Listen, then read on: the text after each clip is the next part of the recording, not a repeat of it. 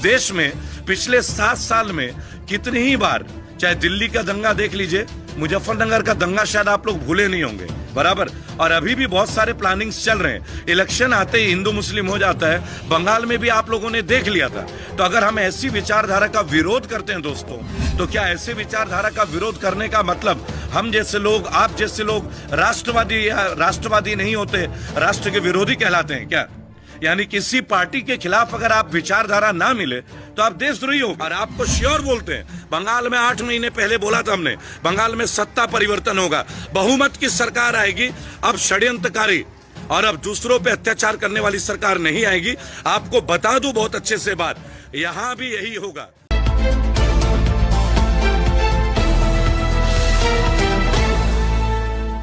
आइए सबसे पहले अपने देश की बात करते हैं, उसके बाद चलते हैं एशिया की तरफ, क्योंकि देश से ही सब चीज शुरू। पहले हमारा देश है, उसके बाद कुछ होगा। तो जाहिर सी बात है हम बात करेंगे। दोस्तों आपने देखा होगा सुप्रीम कोर्ट में एक बहुत बड़ा प्रेडिक्शन चल रहा है, क्योंकि मीडिया के कई सारे वरिष्ठ संपादकों ने और जर्नलिस्टों ने एक लिस्ट जाहिर की थी, आपको बताना चाहूंगा, राइट, कि बहुत सारे संभावित लोग कॉलेजियम में जो अगले कुछ सालों तक जजेस बनेंगे, मुख्य न्यायाधीश भी बनेंगे, चीफ जस्टिस ऑफ इंडिया। तो जो हमारे अभी सीजीआई हैं वो 22 अगस्त को जो हैं रिटायर हो जाएंगे अपने पद से, और शायद देश पहली बार एक महिला सीजीआई को भी देख सकता है। कहीं ना कहीं हमारे लिए गर्व की बात होगी, क्योंकि आज़ाद हुए 75 साल हो गया, लेकिन एक भी महिला मुख्य न्यायाधीश नहीं बनी आज तक। तो कहीं ना कहीं हमारे देश में महिलाओं के लिए क्या दर्जा है, या अब हम खुद सर्च करें एक बार, जबकि ये वो देश है जिन्होंने महान सेनानी और क्रांतिकारी दिए। लेकिन सीजीआई साहब को कुछ बातें बुरी लग गई, और वो कहते हैं कि मीडिया तो स्तंभ है चौथा, उन्हें मैच्योरिटी दिखानी चाहिए और हर बात को पहली मीडिया ट्रायल में नहीं करना चाहिए, जो भी बात हो। लेकिन मैं एक बात पूछना चाहता हूं कि अगर मीडिया में कोई बात उठती है तो वो गलत क्या है? आखिर आज की डेट में बहुत कम मीडिया है जो कहीं ना कहीं कुछ बात उठाने में सक्षमता रखती है। क्योंकि पहले क्या होता था ना दोस्तों, पहले समाचार छपती थी फिर बिकती थी। अब तो पहले बिक जाती हैं बाद में छपती हैं, और अब तो छपती भी नहीं है। असली समाचार कहीं नहीं छपती देश में, है ना। हत्यारे खुले आजाद घूमते हैं। जहां पे न्याय की इतनी बड़ी बड़ी बातें होती हैं, वहां महिला के कपड़े फाड़े जाते हैं, उन्हें पीटा जाता है, शशिवाला जैसे औरत को घसीटा जाता है, और डॉक्टर बोलते हैं कि मेडिकल करने जब वो जाती हैं, मैं आपको एक विस्तृत घटना बता रहा हूं शशिवाला नाम की महिला का, जिनके कपड़े फाड़े गए, बकायदा आपने वीडियो भी देखा है। और उनको डॉक्टर ये कहते हैं मेडिकल के लिए कि अरे इस उम्र में कहां जाओगी, तुम इन चक्करों में मत पड़ो, बराबर। लेकिन नहीं, हमारे पे पुलिस का भी दबाव, पुलिस एफआईआर दर्ज करती है लेकिन पुलिस उनको गिरफ्तार नहीं करती है। 354 के मुकदमे में, 323 के मुकदमे में अपराधी खुलेआम घूम रहे हैं, क्योंकि वो पूर्व के मुख्यमंत्री त्रिवेंद्र सिंह रावत उनके क्षेत्र में आते हैं और त्रिवेंद्र सिंह रावत के नाम का ही धमकी देते हैं। यहां भी लगेगा कुछ लोगों को कि मेरा काम करना गलत है या मैं कांग्रेस का एजेंट हूं, बराबर। बहुत सारे लोग हैं। पंकज जी आप लिखते हैं कि बाबा रामदेव वाला केस का क्या हो रहा है। मेरे ख्याल से आपको देखना चाहिए पंकज सेठी। अगर आप नहीं देख रहे हैं तो फिर आपकी जानकारी कम है। कृपया करके देखिए। एक लड़ाई को हम लोग लड़ रहे हैं और इस लड़ाई में आप लोग आइए साथ में, तब बात बनेगी। लेकिन दोस्तों अभी बात करेंगे एक महिला की। एक महिला जो है 5 साल से, महिला हिंदू है, नाम है बिंदु संपत। बहुत अच्छे से सुनिएगा दोस्तों, महिला हिंदू है, उनका नाम है बिंदु संपत, और उनकी बेटी जो है निमिषा फातिमा, जो कि कन्वर्जन होती है। अच्छे से सुनिएगा। 2017 में बिंदु संपत की बेटी तिरुवनंतपुरम में एक जालसाज के साथ, और एक तरह से देखा जाए तो कट्टरपंथी विचारधारा रखने वाले कुछ आतंकवादी लोगों के साथ मिलती हैं और उसका ब्रेन वॉश किया जाता है, ब्रेन वॉश। और उसके बाद वो अफगानिस्तान में होते हैं। गौर से सुनिएगा दोस्तों, राइट। आज जो बिंदु संपत है, उनकी बेटी अफगानिस्तान के जेल में है। अफगानी सेना ने बोला था वो इंडिया में उनको डिपोर्ट कर देंगे, बराबर।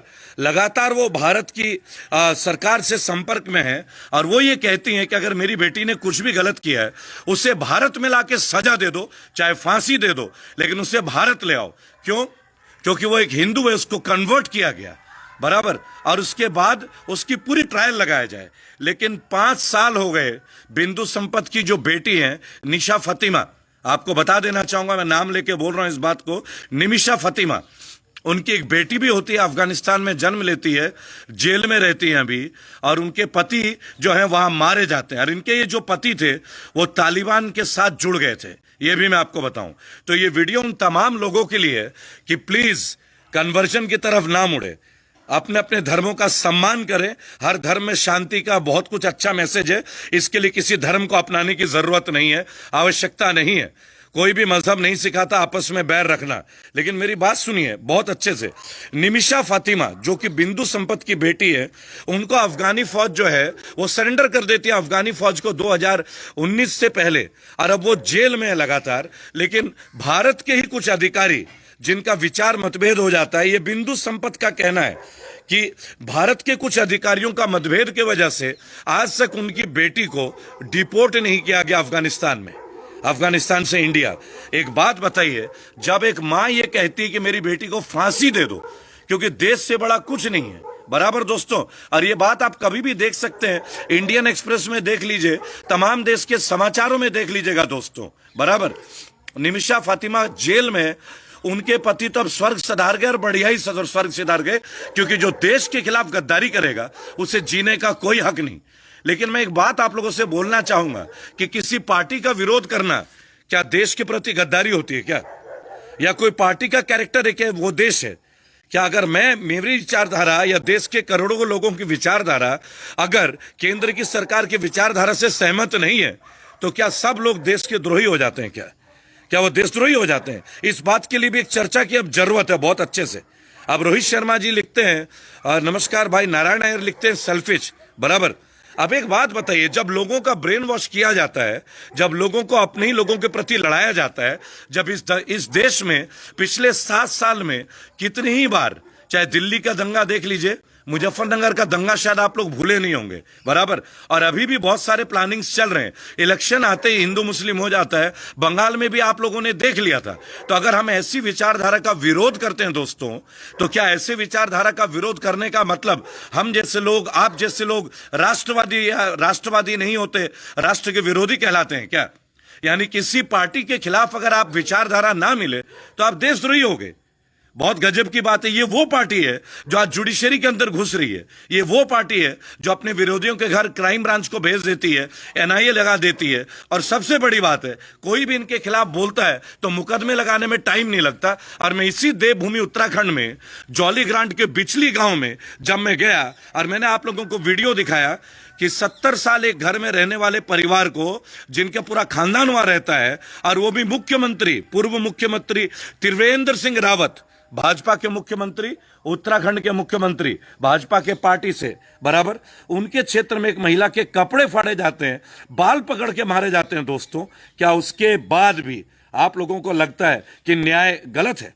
ऐसे लोगों की सहायता के लिए हम जाते हैं तो एक बात कह दिया जाता है कि भाई ये तो देशद्रोही है। एक बात बताइए दोस्तों, किसी भी पार्टी को ये समझ में नहीं आती क्या भाजपा वालों को, क्या मुख्यमंत्री धामी जी को, वो वीडियो मैंने टैग किया आपकी जानकारी के लिए दोस्तों, मैंने वो टैग किया है, आप बताएं। और एक महिला को तार तार किया गया, ईंटों से मारा गया, उनके छाती पे ईंट मारी गई, और जब वो मेडिकल के लिए जाते हैं दोस्तों तो डॉक्टर ये कहते हैं कि इस उम्र में इन कामों को मत कीजिए, कॉम्प्रोमाइज कर लीजिए।